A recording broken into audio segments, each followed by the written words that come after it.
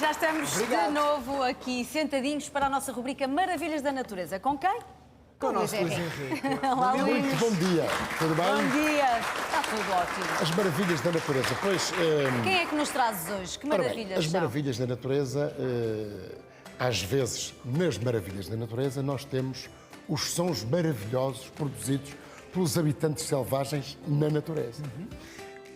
Verdade? Verdade, claro. Ora bem, Estar de olhos e ouvidos atentos. Ouvidos. E fazer silêncio. esses sons produzidos pelos habitantes selvagens da natureza podem ter, portanto, podem ser feitos com vocalizações, mas também podem ser feitos de outras formas.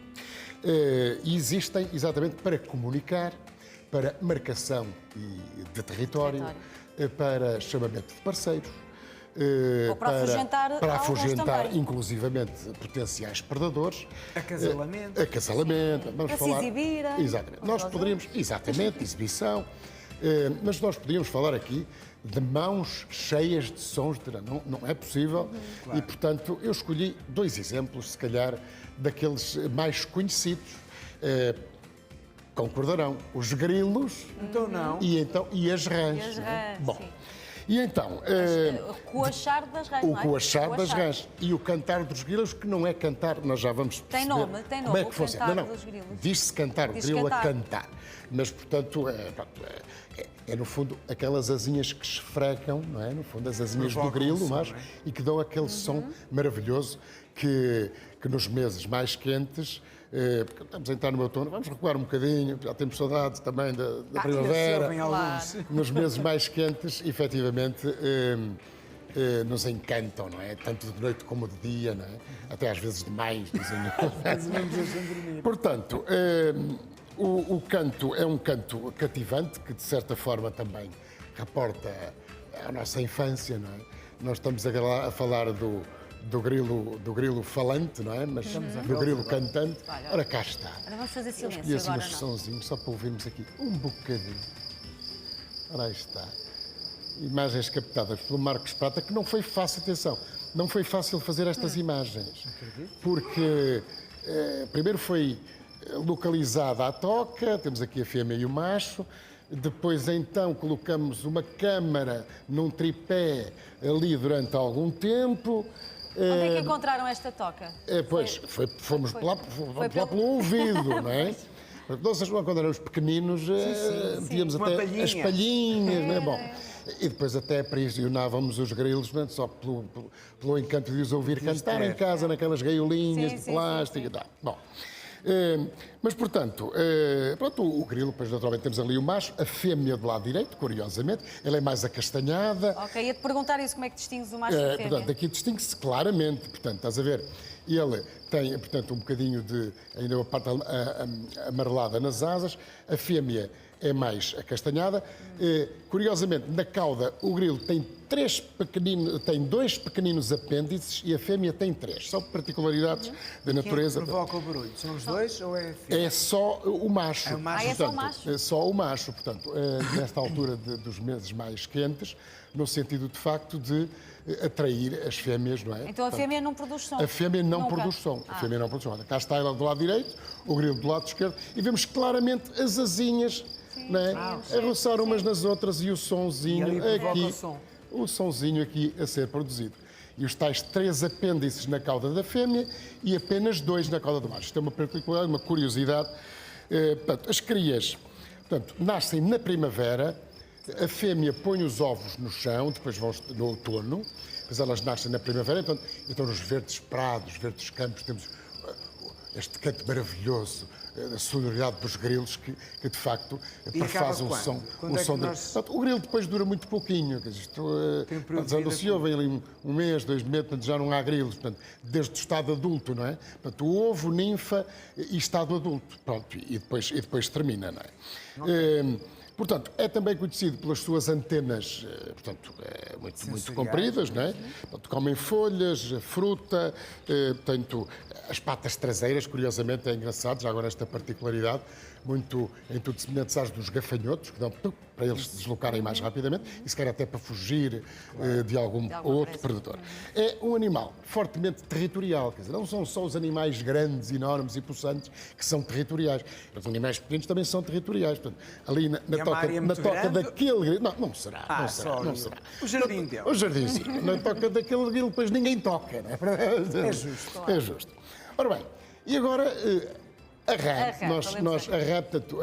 neste caso concreto, uma das espécies, a rã verde, por todos nós conhecida, é a espécie mais comum de rãs que existem em Portugal, e pertencem a um grupo, de facto, e agora é uma curiosidade, muito ameaçado, o grupo dos anfíbios e também dos répteis, portanto, porque são muito sensíveis às alterações climáticas, são sensíveis às alterações da poluição das águas, e cá está o coachar. E, portanto, e porquê é que as rãs também têm esse coachar? Pois, naturalmente, pois são os machos também, só os machos que fazem estes sons maravilhosos, que nós ouvimos nas noites e também durante todo o dia, mais na primavera.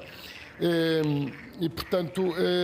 Também o fazem para chamar a atenção? Para chamar a atenção das fêmeas, não é? Mais maio, junho. Portanto, eles inicialmente pensava-se que estes sacos bucais que nós estamos a ver aqui seriam exatamente, enfim, a ferramenta usada para produzir o som. Não é. Pelos vistos, os estudos recentes dizem que não. Os sacos existem, incham de facto, a gente vê aqueles saquinhos a inchar como se estivéssemos a tocar com um trompete, mas realmente não tem muito a ver, pelo que dizem alguns cientistas. A fêmea, curiosamente, escolhe o macho que tem o canto mais forte e mais grave, de acordo com os estudos científicos. Portanto, enfim, é uma curiosidade também. Depois, a reprodução, isto parece, vamos lá ver uma coisa, isto parece o que nós estamos a ver, uma confusão, mas quer dizer, na natureza não há confusão, na natureza há harmonia. Os confusos somos nós é que andamos aí todos confusos. Mas eles isto sabem organizar-se. Estão organizados. Portanto, isto aqui nada acontece por acaso, não há saltos que acontecem por acaso, o macho se percebe que é uma fêmea mais receptiva, mais propensa, portanto, ao acasalamento, junta-se a ela. Portanto, isto, eventualmente, parece aqui uma grande confusão, não é? Num charco nordestino do nosso país, mas é muito agradável o som dos... E a existência da rã é sinal que o ecossistema está a funcionar muito bem. Exatamente, é o chamado bioindicador. Há animais que nós designamos por bioindicadores, ou seja, onde eles existirem, é sinal que, de facto, o ambiente está a correr bem, está tudo saudável, e é por isso que eu disse que, portanto, os anfíbios e os répteis, muitos que respiram pela pele, portanto, estão muito sensíveis, portanto, à poluição das águas, estão muito sensíveis, portanto, às alterações do clima, à seca, às grandes secas, às secas severas, à perda dos habitats, ou por construção de mais campos agrícolas, ou pela intervenção humana. Portanto, é um grupo, de facto, muito ameaçado e funciona exatamente como disseste muito bem, como bioindicador. Portanto, aqui neste espaço, portanto, neste charco nordestino, nós temos a certeza absoluta, de facto, que as águas são de boa qualidade. Há outros bioindicadores, as libelas e libelinhas, que também havemos aqui de falar.